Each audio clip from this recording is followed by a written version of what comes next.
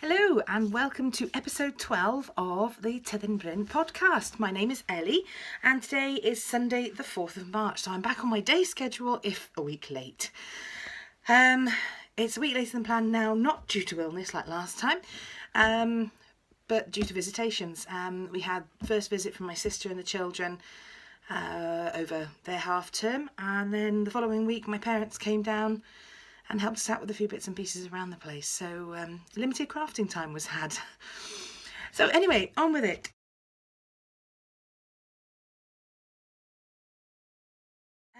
Knitting. I have managed a few more rows on my giant purple Weasley sweater. So it's gradually growing. I am going to make it a bit longer.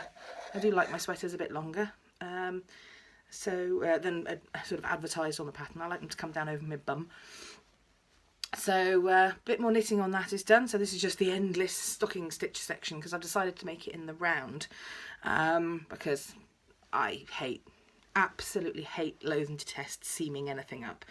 So that's the Weasley sweater. I have done some more swatching for some new patterns. They still need blocking and what have you.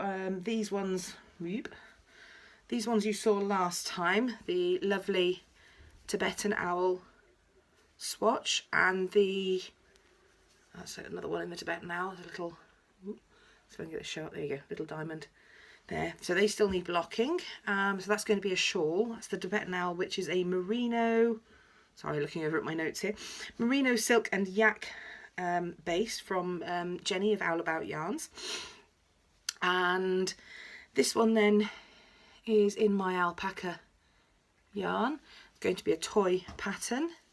And that one is in my alpaca and the mothy and the squid. I think I showed you last time, but yeah, there's not enough contrast. I've got the skylight open today, so there's not entirely enough contrast, I think, on that one.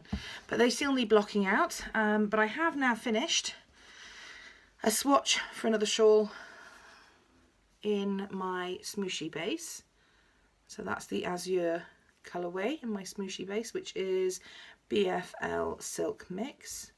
Again, lovely drape on that. I do like that as a base. And I have knitted up some swatches in the Splendiferous base. Let me say, right, this is River Knits Silbermond, which is a BFL silk and cashmere base, and it is stunning. Absolutely stunning. It's also going to be a shawl. So we have a little swatch there of a star pattern. Again, these aren't blocked. That's what I'm heading to do straight after I finish podcasting today. So yeah, there's a little swatch of a star.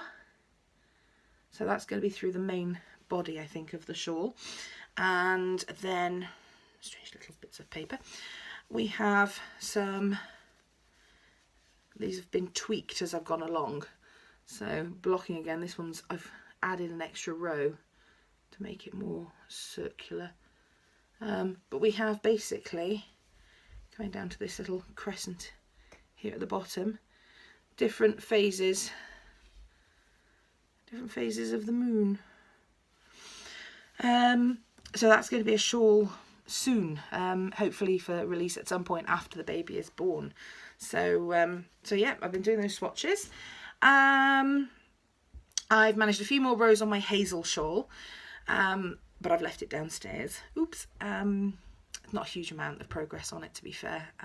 That is again for another pattern that I hope to release after the baby is born. So it's going to be a case of how much time, if I have time, when I have time, at some point.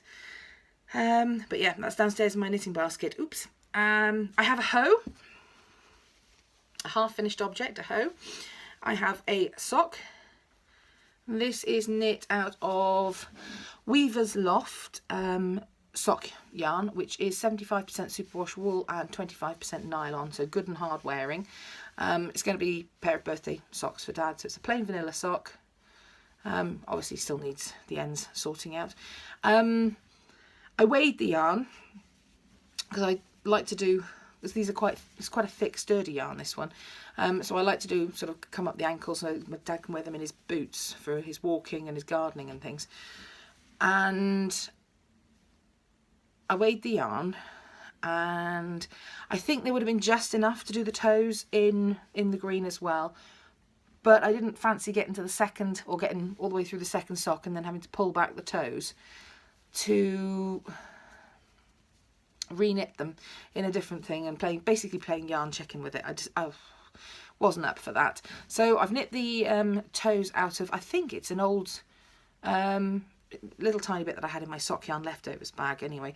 I think it's a Regia sock yarn, so, but they tone in quite nicely, I thought, with that, so they don't look too horrible. And Dad won't mind, because you know, they're at the end of his boots, nobody really sees the end, what's in the end of his boots. So that's the Regia sock yarn. There are little flecks in there of blue. So that's my hoe, my half finished object, so I hope to have them done by the next time I podcast. And the other bit of knitting I've managed is a little baby hat. I've nearly finished it, but I was nodding off in front of the television doing the I-cord bit to the end. This is my jelly bean hat pattern, and I have knit it up this time on my 2.75mm needles, and it is knit in, looking through my notes, Rainbow Heirloom Solo Light, and that's a single ply yarn. It's ever so soft, and it's I think it's Cloudy Sky, the colourway. I used it for a hat for Zoe of Pins and Needles, and so it's on my Ravelry page, there on my project page, it's there, and I'll when I finish it I'll put a project page up for this as well. But yeah, this is my little jelly bean baby hat. So this little hat is going to be for the newbie when he arrives. And yeah, Mum and Dad bought me this yarn when they were last up in Edinburgh. I think they got it at Ginger Twist Studios. So yes, I've just got to finish the I-cord on that, knot that down, deal with the ends, and we're away for that one. So I shall probably finish that one off tonight. Plans then for knitting basically include more design work, finishing off the Hazel shawl, sorting out the patterns and the swatches and the bits and pieces, getting them blocked, getting them sorted up into patterns and knit up. Second baby hat probably out of the sock yarn spares bag, so I've got all the bits and pieces in there, so I'll just use a bit more sock yarn to do another one of these little jelly bean yarn hats for jelly bean baby hats for the new baby. And more knitting on the Weasley when I have no brain power to do anything else but go round and round in endless stocking stitch. And I also have the yarn wound up, so when I finish Dad's socks I can cast on a pair for James.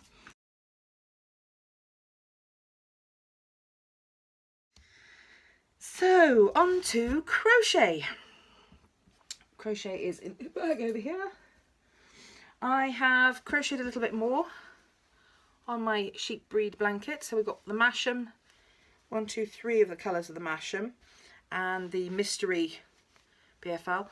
I think it's BFL, maybe BFL and something, but I think it's yeah, I think it's BFL.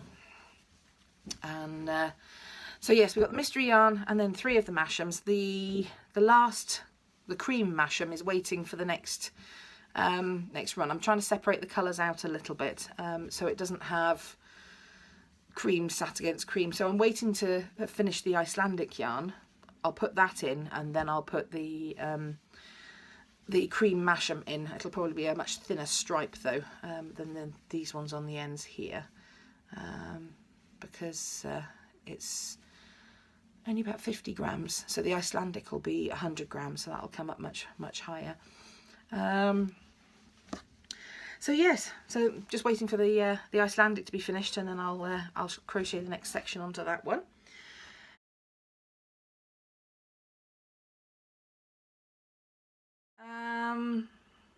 So spinning then, might as well go straight into spinning.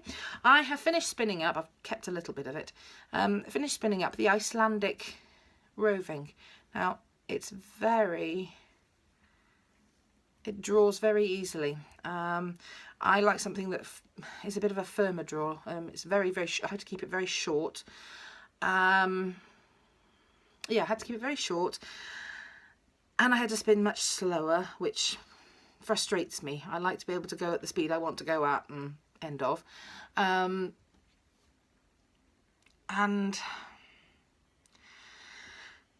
I felt it kept slipping through my fingers too fast at certain points, so I had to really concentrate on it, spin it more slowly, and yet even with all of that, I think it's going to be horrendously overspun.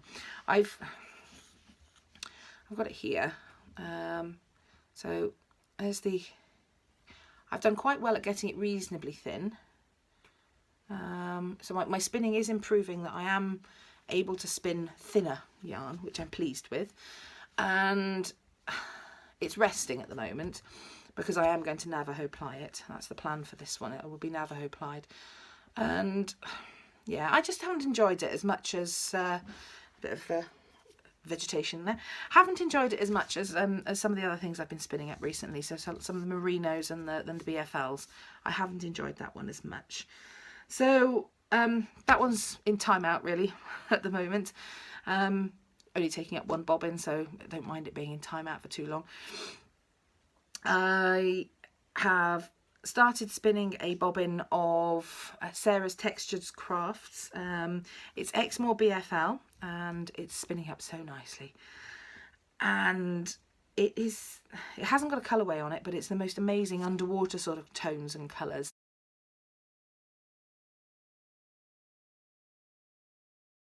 Sarah doesn't dye much, or if any, I don't know, fleeces and fibres and yarns any longer. She's working on an indie craft sort of advisory business now, but I'm loving that. So, and this is my last roving that I've got of hers to spin up. The last one that I spun up was this one here. So it was, as you can see, I was still doing quite a lot of big and small spinning at that point. So I've definitely improved the consistency of my spinning between, picking up a bit of fleecy as well, between this one and this one. So the consistency is much better in my spinning, which I'm pleased with. So yeah, so plans now, just finishing off that Exmoor BFL. Get that, I think I might try thread plying that one. Amy Beth of the Fat Squirrel Speaks has suggested that as a way of, another way of plying, and I hadn't heard of that one, so I might try plying that one as a thread ply. Basically it will increase my yardage of the yarn quite considerably if I ply it with something else, so which would be nice. Then yeah, then I will Navajo ply that Icelandic and get that crocheted into the blanket. It's you know, it's a sturdy but quite soft wool actually, so I was pleased with that part of it at least.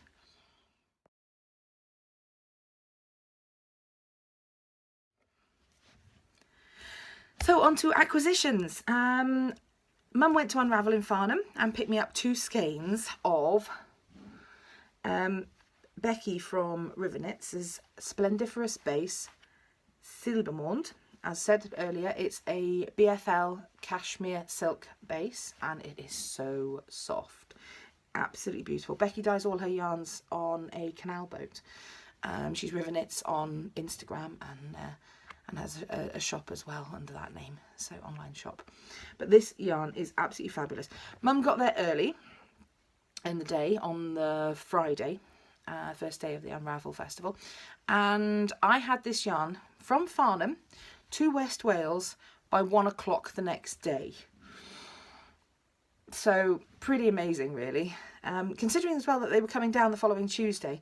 And you know, she could have quite easily bought it with her, but no, she sent it to me. I had it wound on the Sunday and was knitting it Sunday night. So from being in Farnham Friday morning to Sunday night being knitted up at home here in West Wales was I was quite pleased with that. I have put an order in for some fabric that I need. It's for a commission sew and a few of my own makes. Given the weather we've had recently though, it's probably all sitting at the post office. Hopefully not, but it's probably all sitting there happily at the post office waiting until the postman can get up our lane. But before the weather turned, my ribbing fabric for my Linden sweatshirt turned up. I ordered 3 different colours. I ordered this green, a grey and a pink, to see which one would go best with my my Linden sweatshirt. So as you can see which one I chose from what I've got left. I have also ordered some more waterproof fabric and some fleece fabric and some more polycottons and some more terry toweling, but they're for sort of other projects. I'll speak to you about those ones later. The 5 meters of black fleece fabric have turned up, so now I just wait on the rest. I have also bought 2 new patterns. Both of them are from Made by Jack's Mum. If I can just go in on my iPad here, I haven't printed them out yet. If I can, hang on, I'll just unplug my iPad. It's plugged in because the battery's dying. My son's been using it. We got the, there we go, the Free Range Fun over trousers, and this pattern goes from 6 months all the way up to age 12, and it's basically, it gives you options for waterproof trousers, waterproof salopettes, sort of dungarees type things, just plain waterproof, so you can line them with fleece. There's different buckles, different fixings you can use around the ankles. Absolutely perfect. And if I can do them from 6 months, I can basically make them for the new baby all the way up to when the pair of the boys are 12. So yeah, the other one then is the Made by Jack's Mum again. It's the Hot Coffee, and that is a top and a dress. So it's a sweatshirt top, so it can be a hoodie, a funnel neck, or a round neck sweatshirt. It comes in men's and ladies, and it goes from extra small, doesn't fit either of James for that, either myself or James for that size, but up to 5XL, so we've got it, you know, big enough. And it also goes, she's also done it so it's sort of like a dress pattern as well, so you can do like a funnel neck dress pattern with it as well. So that's been my 2 pattern purchases. Let's see if I can get back into my notes now, my show notes. Yep, there we go. Made by Jack's Mum is the same person that did the AJ Aviator hat pattern, which I have done one for William and one for James now. I will show them in my sewing section. And yeah, I'm really pleased. So I've got the black sweatshirting fabric for both of those. I think I'm going to use it to line a pair of salopettes for Will for next winter. And I think I've got enough of the waterproof fabric to do 2 pairs or 3 pairs of the salopettes, 1 plain waterproof, 1 lined waterproof for William, and another pair of lined ones for little one, probably in about the 6 month size. So you know, when we, so 6 to 12 months. So when he's ready to start crawling, I'm ready to. I've got trousers I can stick on him before he crawls through anything too revolting outside. But yes, they made so made by Jack's Mum. It's a website if you Google it, and an Etsy shop, which is where I purchased the patterns through. And she made the AJ Aviator hat patterns as well. I might also use. I've got some pink elephant fleece, deep stash now. I might also use some of that to maybe make a sweatshirty style funnel neck fleece thing for myself.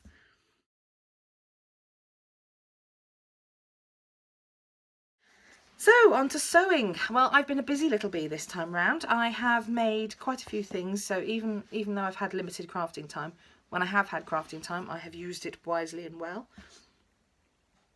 Apologies, I am yawning again. It is earlier in the day this time, as you can see from the fact that it's daylight, but I've not been sleeping brilliantly at all.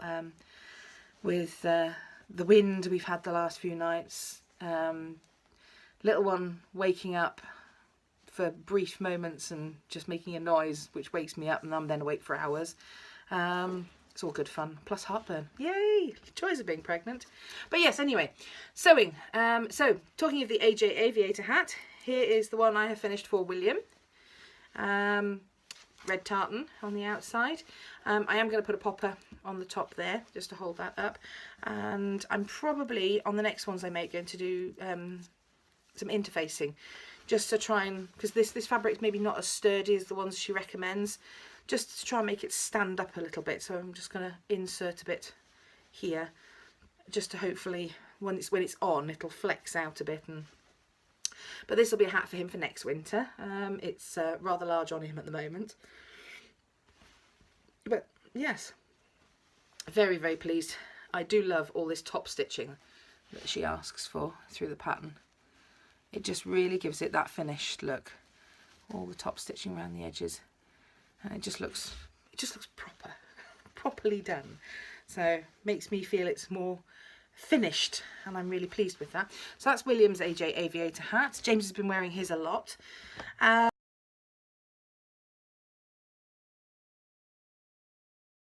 I have finished the first part, sort of the proto patterns of a commission sew for a very special young lady that I used to teach. I drafted my own patterns up on the good old bit of greaseproof, excuse the rustling, and so I drafted the patterns up for both feeder bibs and general bibs for her. So they've got a waterproof back, terry towel lined, and topped off with a pretty polycotton, so they look pretty on the front. So they've got a nice bright waterproof fabric on the back. So I sent off the prototype ones. They're okay. Needed to tweak the neckline on one of them, so I have done that on the pattern and started cutting out for the rest of the ones that they want. Just waiting on the fabrics, as I said, now for to come in through from the post office. As I said, they're probably sat up the road at the main post office waiting for our postie to be able to actually get down our road.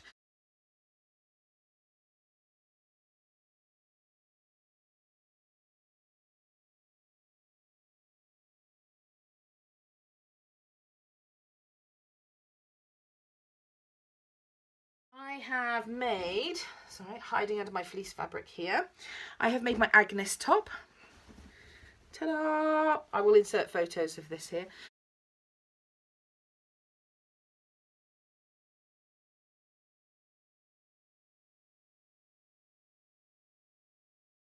So this is with the foxy arms and the black jersey.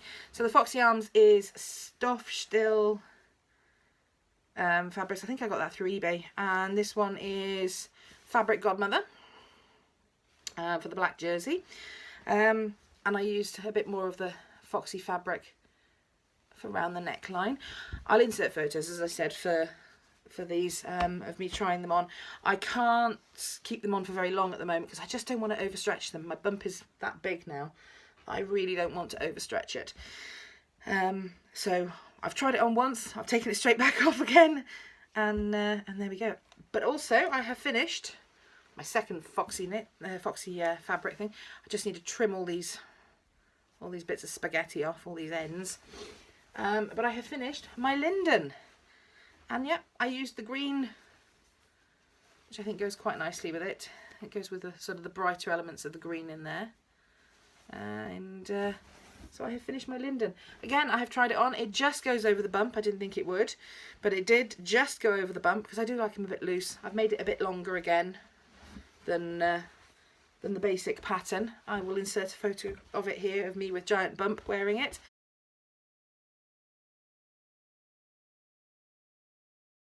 But again, it's one I might even put in my hospital bag to wear home, but it's one I will be wearing after the baby is born because I don't want to stretch it and ruin it and have a giant flappy bump bit in the front of it. So yes, so I finished those. I have done the bibs, I have done the aviator hat. So yeah, 4 projects in 3 weeks. That's not bad.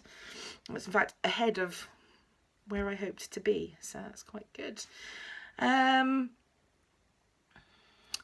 Plans then for sewing, finishing off all the bits and pieces that I cut out the other week, and it's in my sewing basket, which is sort of just down over here. So there's more AJ Aviator hats. There's a cocoa dress in there. There's some joggers in there for Will. There's some repair work. There's a little fleecy jumper which will probably be ending up being for the new baby because I think it's going to be way too small for Will now. He's had a bit of a growth spurt again, so all of his socks again. Need to get knitting and repairing.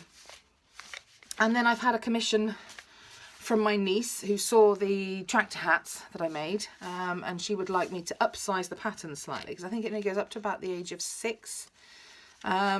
So I've taken a measurement of her head and I'm going to try to upsize the pattern because she wants one of the tractor style, the bucket hats in this fabric, so which is like little teeny weeny dragonflies. So fingers crossed I can do that, but we shall see. That might be a project for a bit later down the line.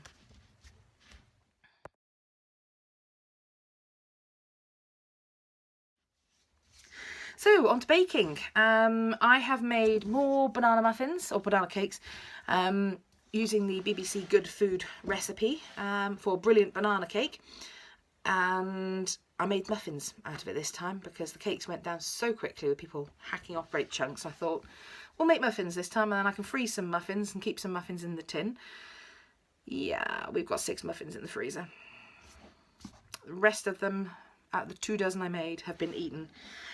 I've made raspberry and white chocolate muffins. I have made some cherry and almond cookies. I've had another bash at the apple pie, the cinnamon swirl apple pie that I spoke about, I think possibly last time. So I might be at the point now where I'm ready to blog a few of the recipes. Excuse me, honey. Ooh, this is dreadful. Oh, should have bought a cup of tea or a cup of coffee up with me, but I'm drinking caffeine free at the moment, so that wouldn't really be much help for me. And yeah, so I think I'm basically ready to blog a few recipes now. So I will, at some point, hopefully this week, get a chance to sit down and get those blogged.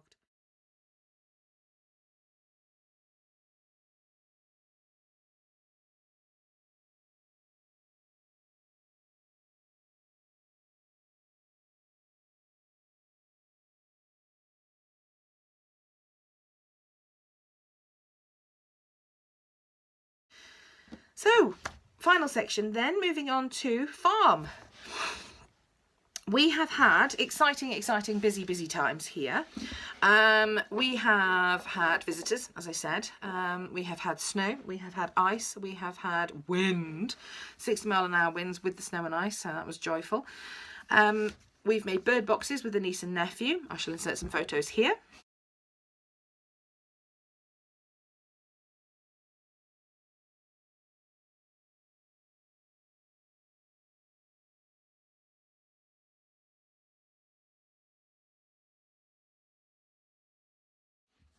We have built a retaining wall for the polytunnel. I say we, the royal we, James, with the help of the children, all 3 of them, my niece, my nephew and my son, have built a retaining wall for the polytunnel, and I believe they have carved their names into the cement as it was setting.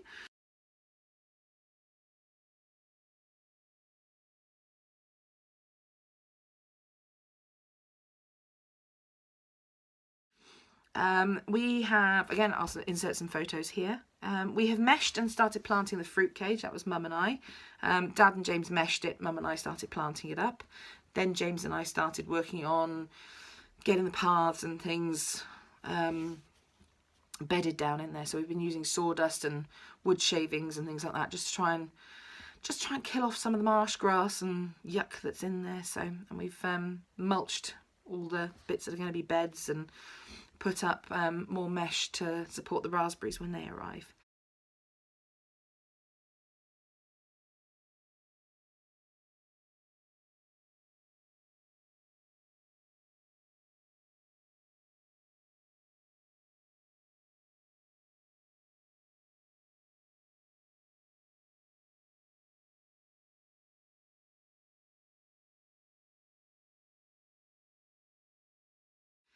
We have set our potatoes to chit.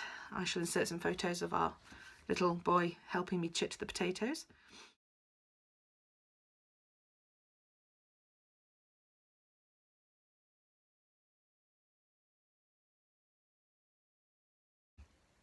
Dad and James have built a bit more polytunnel. We've cardboarded our onion, shallot and garlic growing areas and acquired some more large tubs. Well, it's an old water butt from Mum and Dad for spud growing, because I ordered rather a few too many spuds apparently.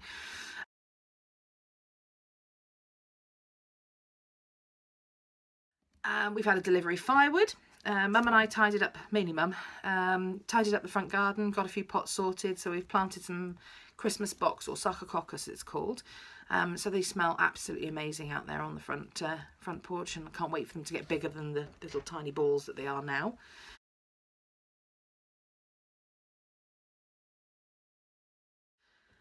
We've planned and sorted our seeds into months and things for planting, and acquired a rather manky looking sheep in the field. Oh, hello darling. Hello. Hello. Cup of tea. As I said though, caffeine free, so it probably won't keep me awake. Oh, cup of tea, how wonderful. So we've had a delivery of firewood. Mum and I have tidied up the front garden. We've planted and sorted our seeds, so all our veg seeds that we had. We had a box of veg seeds that we've had for, well, between us, we've had those seeds for sometimes some years. So we sorted those into one box according to months, and we're just going to, oh gosh, sow them and see. Excuse me, yawning again. I'll have another swig of my tea. So yes, we're going to sow those and see. And if they work, they work. If they don't, well, you know, we haven't really lost anything. And then we've got our newer seed that we have actually purchased specifically for this year. And we've sorted that into the months for planting out. So we'll have to get in and start getting our seed trays out and get going there. Yep, we've acquired a rather manky looking sheep.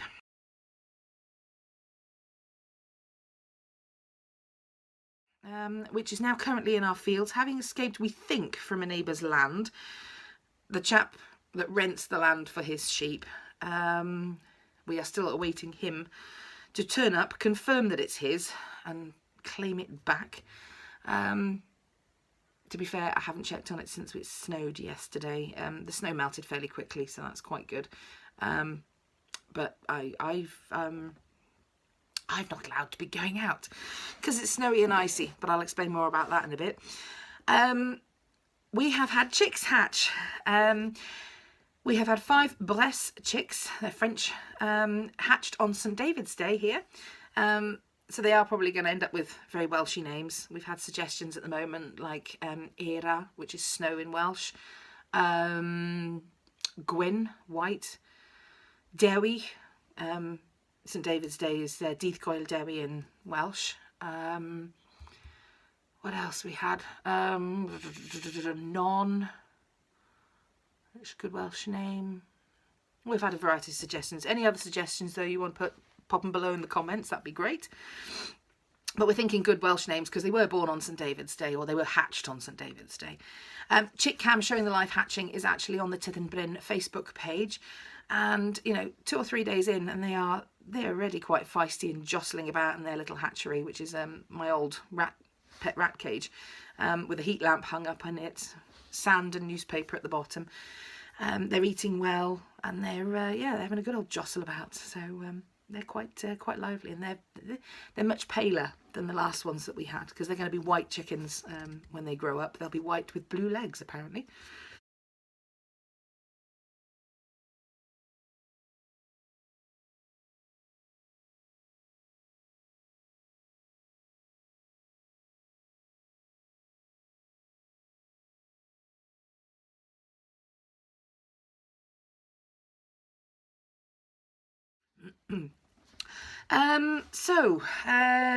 Where are we? Let's have a look at my notes. Did I mention the snow and ice? So, the snow and ice, that's had me confined to barracks.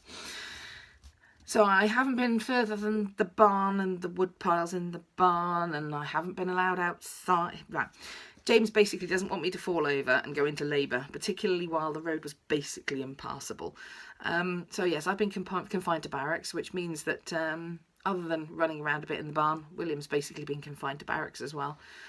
And but the wind combined with the snow and ice, it's caused a little bit of barn damage and a little bit of roof damage. So yesterday, found James out on the roof, having climbed out the bedroom Velux window, and he was fixing the log burner chimney flashing and tiles that are surrounding tiles that have come down. Basically, our house comes down, our barn comes down into one guttering, so they'd all sat down at the bottom, thank goodness. So we sort of hoofed them back up, and it was only about 2 foot from the bedroom window, so he didn't have to go too far along, but he did board the roof gap to try and sort of spread his weight a bit.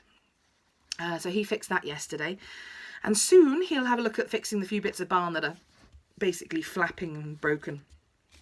But they aren't, thankfully, they aren't major issues. I do know of some people that have had shed roofs blown off in this, so and at lambing time as well, which isn't great. So we're lucky we've got the roofs still on the barns, and yeah, it's not major and they're not urgent. So at some point James will get round to fixing those sort of bits and pieces.